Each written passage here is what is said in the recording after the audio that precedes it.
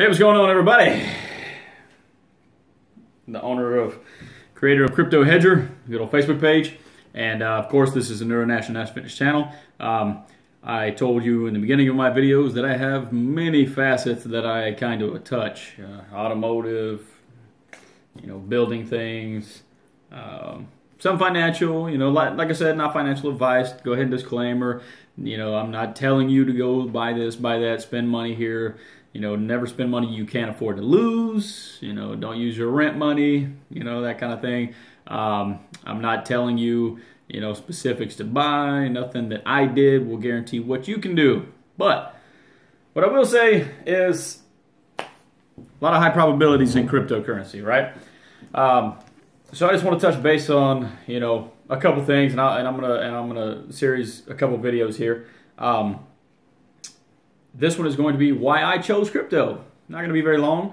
I chose cryptocurrency basically because, and chose to invest in it myself because back around July, so, it's funny because the more and more I look at charts, for different cryptos and, their past results and analytics and things like that, I see big spikes in May and June and July, and it really kind of gets me a little because some of those coins that made huge spikes, I have, but I didn't have them then. So it's a big, it's a big thing. Anyway, why I chose crypto. So cryptocurrency, it's not the only thing I invest in, just FYI. So, I've got a lot of, people that talk to me about this, that, and the other, mostly investing. I'm not going to say I blabber a lot, but, they ask questions. I have a lot of answers, or at least a lot of insight, right? When you know or think a lot about something, you'll tend to have, always an input or an opinion or whichever. And you can take this however you want it. You can say I'm stupid. You can say, I'm wasting my money. I'm going to get popped in the bubble or whatever you want to call it. That's fine. I appreciate your opinions and your sarcasm just as much as I hope you appreciate mine. So, cryptocurrency is, in my opinion, so volatile. The percentage changes that can happen to some of these coins that are 10,000ths of a penny by speculation, hype, worth, their circulating supply, how many there are, how are they mined, through hardware and electricity and all that good stuff.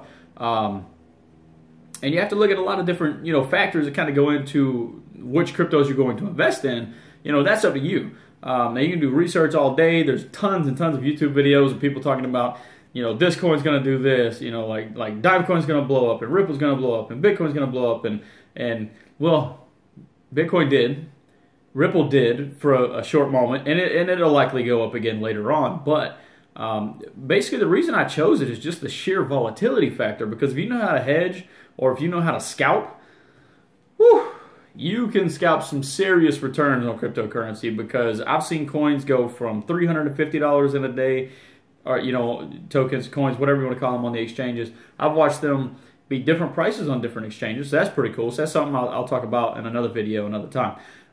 But you can see the price go from 330 at 12 p.m. that morning down to like 160 that night. And then you're wondering like, oh my God, I bought 50 of those things and now I just lost half my money. Well, you might not want to put all your eggs in the same basket. And if you do put different eggs in the same basket, guard the basket. I'm pretty sure there's a really rich man that said that. I think his name was Warren Buffett, but I could be wrong, but I'm pretty sure I'm right. So, guarding your basket is a great thing because now you have A, B, C, D, E, F in one basket, and now you can watch them. So essentially 6 different cryptos in one exchange, right?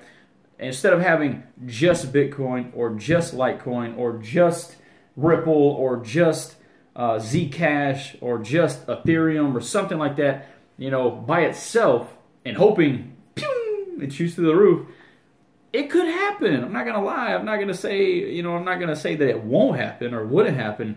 But why would you put all your dependency on one thing when supposedly cryptocurrency is like, I don't know, the worst thing ever you could invest in, supposedly.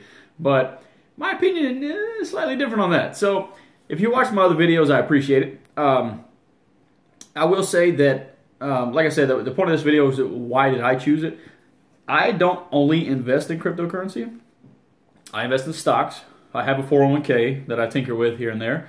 I like to make my money work for me. I don't want to watch it 1% after a year. Okay, it was $17,000 in there last year. Why did it go down to 9? You know, what are you people doing? You know, so when you let other people manage your money, now I'm not saying that's not a bad thing, because I know there's certain companies out there that truly do hedge really well, and you know they charge some fees, but the fees are not insane. You know, because a lot of times you won't even see the fees that are getting incurred in your 401k. You're letting somebody, you know, another company run it. You know, not the company you work for, but the company that is subbing in for the a brokerage that they use for the 401k or whichever kind of retirement plan you have.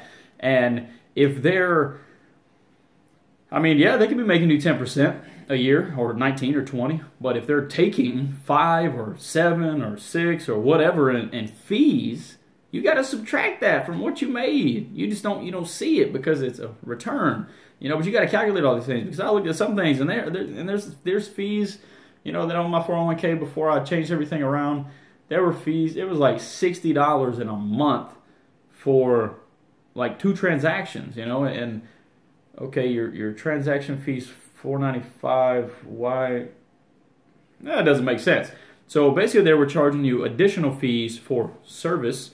You know, or transaction, you know, processing or something like that. Anyway, I invest in multiple things, right? I invest in options, you know, which is based on stocks, you know, the underlying subject, aspect, whatever you want to call it. I invest in buying and selling stocks. I look into personal merchandise, you know, like shoes. I mean, shoes are insanely expensive for some reason. You know, when it comes to certain movie stars or professional sports athletes getting behind them. Jordans, Steph Curry, Dwayne Johnson, a lot of these things, you know. And you got to capitalize, man. An opportunity is an opportunity. Now, I'm not saying go steal shoes or none of that crap. You buy it with your own money, and if you resell it higher than that, that's a profit. And I'm all for that. To me, I mean, if the person that you're selling it to wants to pay twice or 3 times or 10 times what you pay for it, then let them buy it. That's their money. That's the same thing as somebody telling me I'm wasting my money investing in cryptocurrency, right? It's the same aspect. You're not going to go tell the person who just won, you know, $800 million in the lottery, you're not going to go tell them they're stupid because they play the lottery, because they just won $800 million and now you don't have $800 million and they do. So you're going to go tell them they're an idiot for playing the lottery for the last 20, 30 years. Now, granted, how much money they put in, I can guarantee you probably $800 million, maybe a few million for some people who just drop insane amounts of money and stuff like that. But back to my point. I choose crypto because of the volatility factor and because you have the highest possibility of return for the lowest investment depending on what you decide to invest in, right? Do your research, check the companies out that are pushing these tokens, see if they're real, see if they actually have source code. You don't really want a centralized cryptocurrency if you're truly investing in crypto. Now, if you're using a centralized like Ripple, XRP, if you're using that as a tool, why not? Use it as a tool. Let it jump around, let it you know, make the gain. Real quick while I'm on that, you know, Ripple made a huge spike. It went from like 25 cents in I think it was October, November, up to 60 cents and then 90 cents. I bought it at 90. That sucker shot up to $4.20 or 60 or something like that on some exchanges. It went pretty high, and I got 430 of them at that time. And I was like, man, this is awesome, man. I just turned, it was 90, I think it was, what did I get at? I think it was 89 cents. I got it 89 cents. So we'll just say $1 each. So we'll say 450 bucks is what I put in. And that in 3 days, 1, 2, 3, 3 days, $450 turned into $1,800, right? Where are you going to get a return like that in 3 days? You're not. Because the price spiked up so fast in those 3 days, All I had to do was transfer it to Bitcoin or Ethereum or one of the other very stable currencies, cryptocurrencies that does not move much, so you can keep your value. Because sure enough, kept it in there for about a week, and then the hype, the indicating factor here, which you need, this stuff you need to listen to. The indicating factor was Ripple is going to get put on Coinbase. Well, then you start reading through Google a little bit if you care to do any research besides just listening to major news articles, or anybody, pushing all these ads on Facebook and Google and eBay and whatever other place you go onto the web. There's going to be some kind of ad, investing in what you just recently looked at. It's called the algorithms of what we do today. So with that being said, Coinbase is going to add Ripple and IOTA and Monero and all these other cryptocurrencies, and you think about it, that doesn't sound too probable because they've only ever had 2, and then they finally put Litecoin beginning of last year. Well, what are the chances? Okay, Bitcoin Cash, because you had Bitcoin, so it was only right that they traded Bitcoin Cash.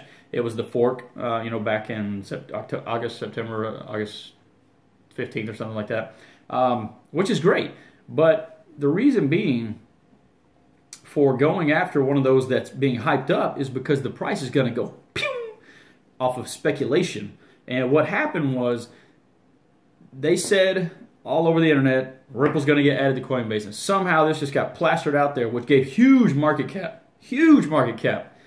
And it jumped up into second place very fast. It surpassed Litecoin and Ethereum like nothing. Ethereum was still sitting at 80-something billion market cap, and Ripple went up to like 120 billion or 110, I think it was, something around that range. It was over 100 billion market cap, so it's sitting right under Bitcoin. Now, granted, Bitcoin was still 250-ish billion. Matter of fact, let me look right here. I want to say CoinMarketCap.com is a huge tool to use if you're investing in cryptocurrency.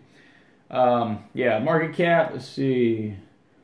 $194 billion, and that's only because Bitcoin is down right now to about 11.5 per coin market cap, and that is because the Korean exchange and the Japanese exchange and some regulations in China on different exchanges that are crap, basically, or in the other countries they're just regulating how they want to regulate, and it's because in some countries, granted, there's probably plenty of hackers and terrorists and whatever else you want to say in the United States, but the government knows how to catch you, right? If you're doing something illegal, trying to smuggle or hide, drugs or whatever it is through cryptocurrency, they will find you. They already did it before. Back to the guy who really started using Bitcoin to trade. I think that was actually in 2007 or 2009, somewhere in that range. And he made a ton of money off of Bitcoin. And then he didn't make out so well in the end because he was doing all these black market type things, some black market website type things, buying and selling all kinds of goods on these markets, which I'm not knocking that stuff by any means. But what I am saying is that don't do that. Come on. If you're going to take any advice, don't be an idiot. Don't go robbing people and trying to, I mean, in your mind, it's probably an opportunity, but in the rest of us people that actually spend money and make money and work hard for our money, and we want to spend it to a way we can make it advance for ourselves, like 401ks or stocks or bonds or whatever the crap you want to invest in. Well, for cryptocurrency, that's a huge tool for us. Entrepreneurs or people that want to get into the game and make some real returns on something and not be sitting on, oh yeah, well, here's the next Amazon stock. It's going to be $20 million in 2075. Well, half of us probably, in my age range, 20 to 30, 20, 40, probably won't even be here by that time, for whatever reason. The flu outbreak, I mean, bad flu shots apparently, or something like that. But at the same time, keep your immune system strong. Completely off topic, but hey, keep your immune system strong. Vitamin C up, not the fake stuff, not ascorbic acid, the real vitamin C from oranges, grapefruits, etc. Sorry. So we're looking at CoinMarketCap, my favorite website ever when it came to cryptocurrency. Once I found out how to use this as my tool, for basically recommendations. I'm not saying use everything on this website as done, set in stone type things, but what you can see is I just put it up there. Go to CoinMarketCap.com. Just a few weeks ago, you'll see the cryptocurrencies and markets up on the top left-hand corner of the website. And right now, there are 1,453 cryptos listed on CoinMarketCap.com. A couple weeks ago, there were 1,320. And a few weeks way before that, there were 1,200. Okay, and then some change. But as I was saying, Ethereum is number 2 again. Ripple, due to the obviously not going on Coinbase factor, because why the hype was so big was that, oh man, Ripple's going to go on Coinbase. Guess what's going to happen? Now, in a lot of our young investors' minds, we're not looking at the real circumstances of, well, what are the terms of Coinbase adding a new coin? What does it have to be? One of the first things it says is it has to be decentralized.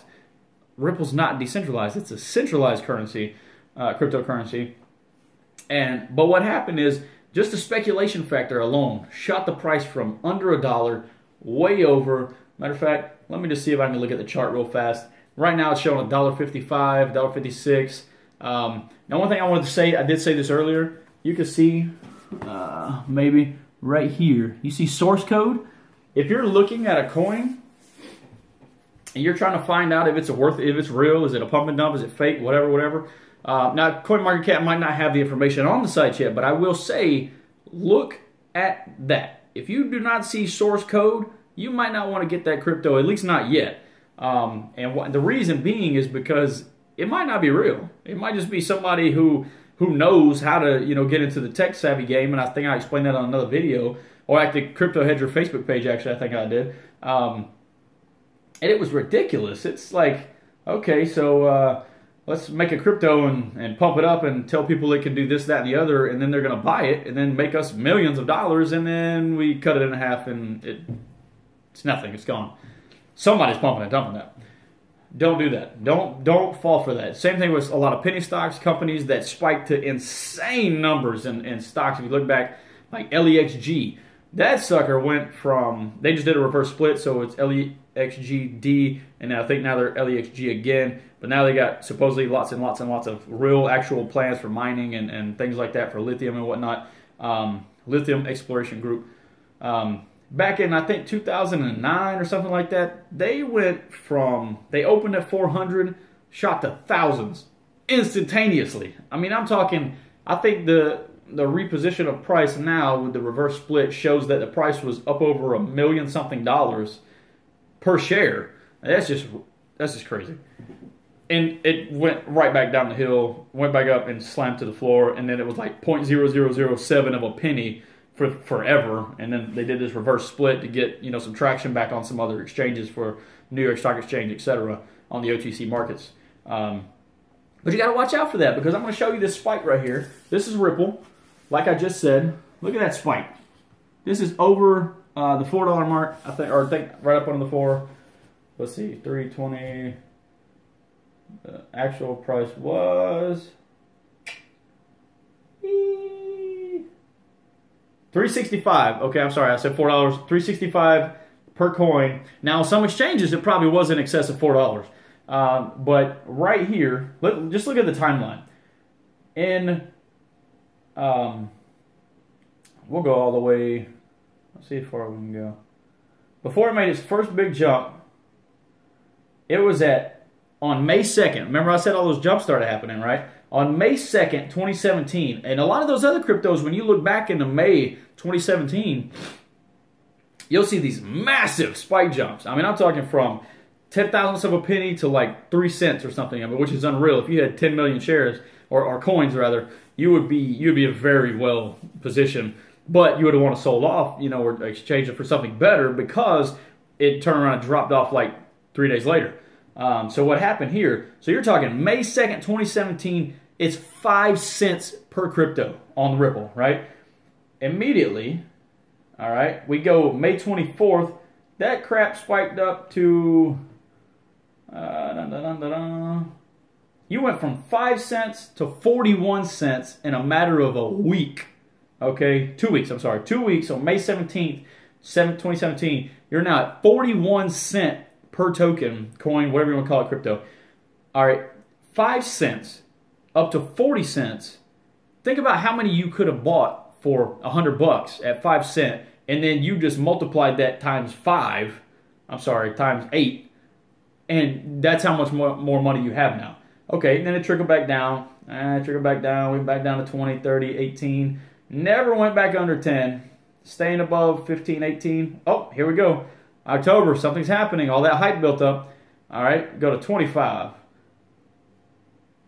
Let's see, December 7th, we're at 22. 22 cents on December 7th. December 18th, we're at 75. That's about the range I bought it in. December 24th, we're at $1.09. December 31st, $2.21. Let me go back. It's so fast. January 4th, $3.65 per Ripple. Now you think just a couple weeks earlier, a month earlier, you could have got this sucker for 5 cents. 5 cents. And now it's worth $3.65 at this moment in time. And it, like I said, it lasted very short. And it came over here. And let's see, on January 8th, it's back to 257. This is why I started selling off quick. Because I already knew what was going to happen. The hype, Coinbase came out and said, we're not putting that on our exchange.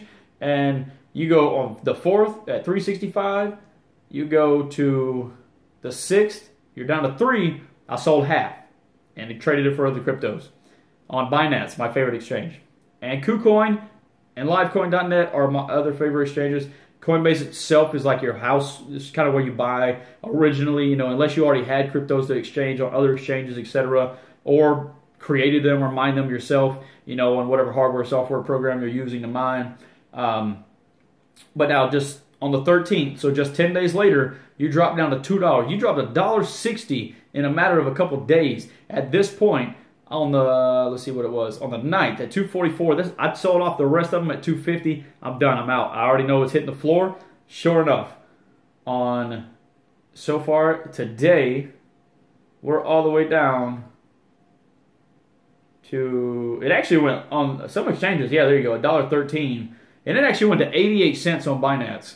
And so I know a friend of mine who put all his eggs in one basket and bought a crap ton of Ripple. And I even helped him do the transaction, you know, to show him how to do it. And he had a $2,700 balance after 3 days. And he bought it at about the same time I did. I got his at like 98 cents.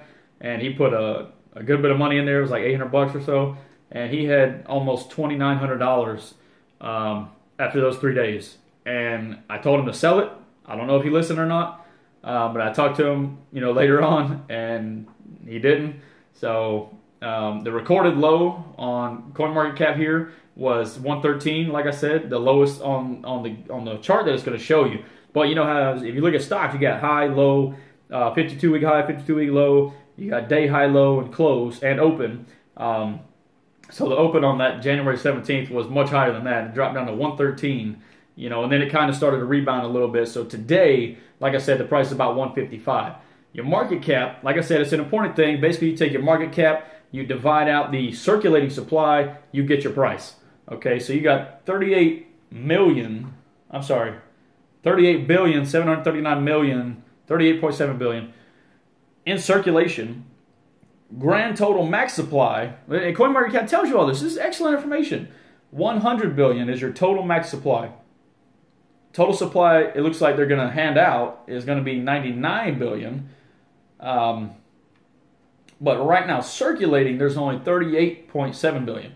So you take your market cap, which is, let's see, let me get my numbers right here. Millions, billions. Well, that can't be right. Let's see. Oh, printing is killing my eyes. Let's see. 1, 2, 3, 1, 2, 3. 60,343,187,974. So, anyway, you take the market cap, divide it by circulating supply, boom, that's your price. What happened? Ripple was number 2. Why did it go back down? The indicator, the hype. The hype was not true. It fell. So, you went from Ripple being number 2 at 100 plus billion, which, guess where the market cap on Ethereum is now? Over 100 billion. Bitcoin is 194 billion. Ethereum seriously started to gain some traction. Last recorded price here, 1041. It was upwards of 1,300, I think, the other day. Yeah, let's see, it was market cap. Like I said, all this information is right here exposed to you. So recorded here, January 15th, 1389. All right, let's think about this in context. Why I had the chart up. January we'll just actually, matter of fact, we'll give you February, March range, right? Because Bitcoin didn't hit its huge first jump until about August. That is when Ethereum followed the leader, sorry. So January 2017, Ethereum is trading at $8, right? $8 per coin. It is now 1,100, but it hit $1,389. $1,389 per token. You just had to put $8 in, and now you got $1,300 in 1 year. Where are you going to get returns like that? Seriously, let's be honest. All right? Even if you didn't wait the entire time, the highest it hit before anywhere near Bitcoin's jump, so June 16, 2017, $371. You just made $362 in a few months. You didn't even do anything. You just put $10 in there. Imagine you put $100 in there. Imagine you put $1,000 in there. Imagine you put $10,000 in there. Boom. Sky's the limit.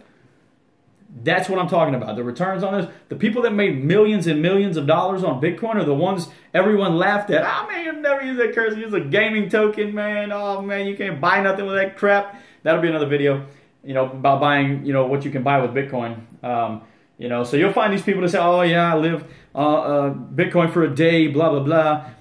Those people, spending the money like that until it's kind of a geared, setting, the price is so volatile.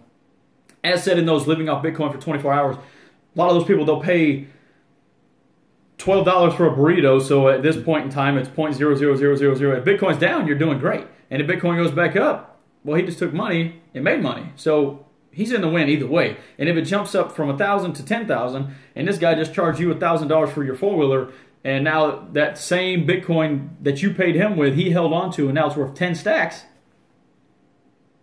You're not missing out. You still got your four-wheeler for $1,000.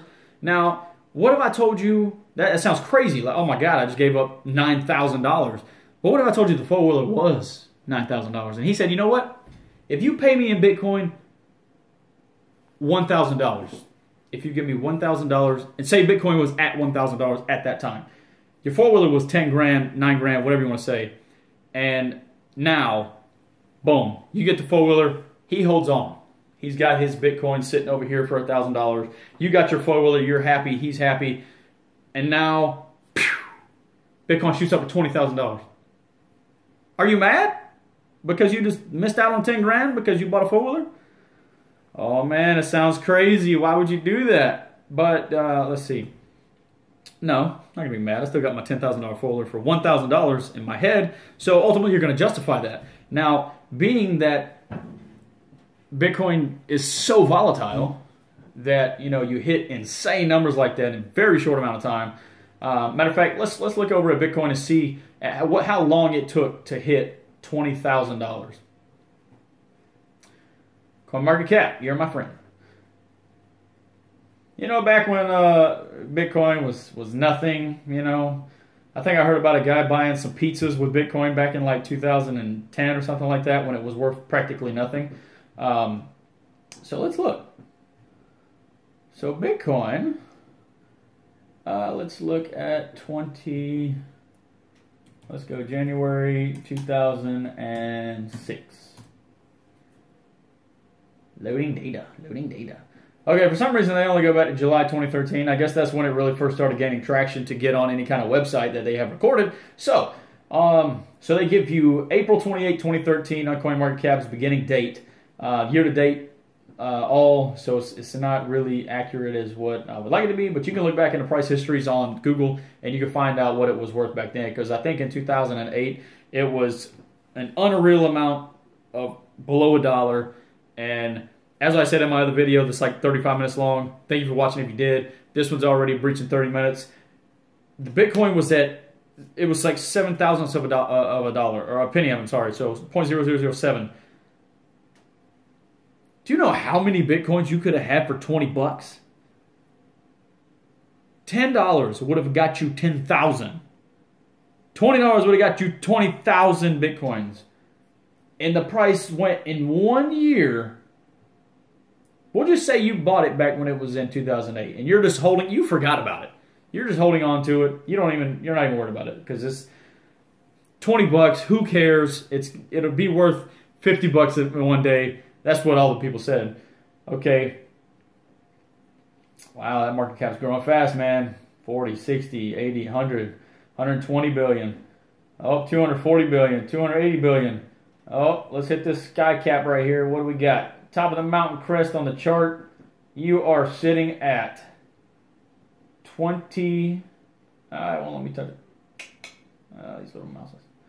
You're over 20,000. I want to say it's over $320 billion market cap at this moment. And you're at, I think it hit 20,000 and a couple hundred. So right around that's 15.5. So about 20,900-ish is what your price tagged. And you're talking about 2017, December 18, 2017 is right about that time where that spike hit, December 19th, December 20th. And so you're talking about in just July 13 to January, I'm sorry, we'll say December 18, 2017. So 4 years.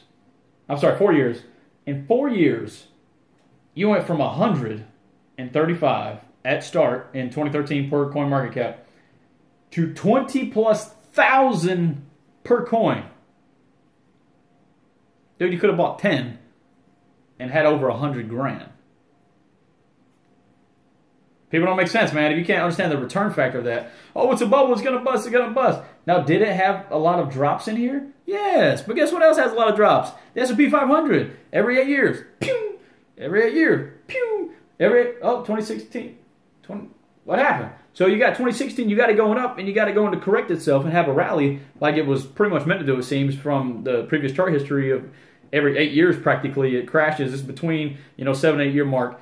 And you can see it, 2000, 2008, housing bubble, we already know that. 2000 was dot-com area.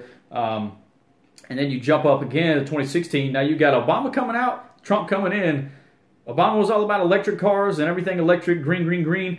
And apparently Trump probably has a ton of money wrapped up into fossil fuel stuff back from his earlier business days. So if you know a businessman is going into office, chances are he's going to modify some business things going on in the country to probably wealth his pocket. Let's just be honest here. So, did it build the economy? Sure, it did something because apparently there were some pretty big companies in the fossil fuel industry that were about to kill and crash down, and pew, they spiked back up. What happened? It was coming down. People say that if Hillary got elected, the S&P would have corrected. Is it a good thing or a bad thing that she didn't get elected? I don't know. Who knows? Politic-wise, not even going to talk about that. They call it the Trump phenomenon. He gets elected, Obama comes out of office, Trump comes in, it switches primary from electric green to